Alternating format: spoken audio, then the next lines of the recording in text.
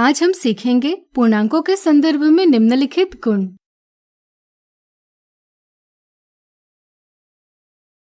क्या आपने कभी सोचा है कि किसी पूर्णांक का शून्य के साथ योग क्या आएगा? चलिए जानते हैं। मान लीजिए एक सेब का मान है धन 1 और एक संतरे का मान है ऋण 1। जब टोकरी में एक भी फल नहीं होगा तो हम कहेंगे कि टोकरी का मान शून्य है। अब अगर हम टोकरी में 10 सेब रखते हैं तो टोकरी का मान क्या होगा? सोचिए। सही सोचा। पहले टोकरी का मान शून्य था, लेकिन 10 सेब रखे जाने पर टोकरी का मान अब धन 10 हो गया है। ऐसा इसलिए हुआ क्योंकि शून्य के साथ 10 जोड़े जाने पर परिणाम 10 ही आता है। इसी प्रकार अगर हम खाली टोकरी में 8 संतरे रखते हैं तो टोकरी का मान बन जाएगा शून्य धन ऋण 8 बराबर ऋण 8।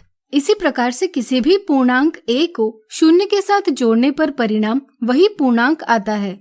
चूंकि शून्य के जोड़े जाने से पूर्णांक नहीं बदलता, इसलिए हम कहते हैं कि शून्य पूर्णांकों के लिए एक योज्य तत्समक यानी एडिटिव आइडेंटिटी है। अब चलिए जानते हैं पूर्णांकों का गुणात्मक तत्समक यानी मल्टीप्लिकेटिव आइडेंटिटी गुण। लेकिन इससे पहले एक सवाल आपके लिए। क्या आप बता सकते हैं ऐसी कौन सी संख्या है जिसके साथ किसी पूर्णांक का गुणा किए जाने पर परिणाम वही पूर्णांक प्राप्त होता है?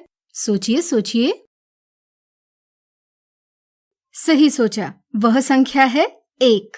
आइए इसे समझें। मान लीजिए हमने कुछ लाल और कुछ नीले बटन लिए। लाल बटन का मान हमने धन 1 माना और नीले बटन का मान ऋण 1 माना। अगर हम 10 लाल बटन लेते हैं और इन्हें एक पंक्ति में व्यवस्थित करते हैं तो इनका मान 1 गुना 10 से प्राप्त किया जा सकता है, जो होगा धन 10। इसी तरह अगर हम 10 नीले बटन लेते हैं और इन्हें एक पंक्ति में व्यवस्थित करते हैं तो इनका मान 1 गुना ऋण 10 से प्राप्त किया जा सकता है, जो होगा ऋण 10। इससे आप समझ सकते हैं कि किसी पूर्णांक का 1 के साथ गुणा किए जाने पर परिणाम वही पूर्णांक प्राप्त होता है। व्यापक रूप में a गुणा 1 बराबर a और या 1 गुणा a बराबर a। इसलिए एक गुणन के लिए गुणात्मक तत्समक है। क्या ऋण 1 भी एक गुणात्मक तत्समक है?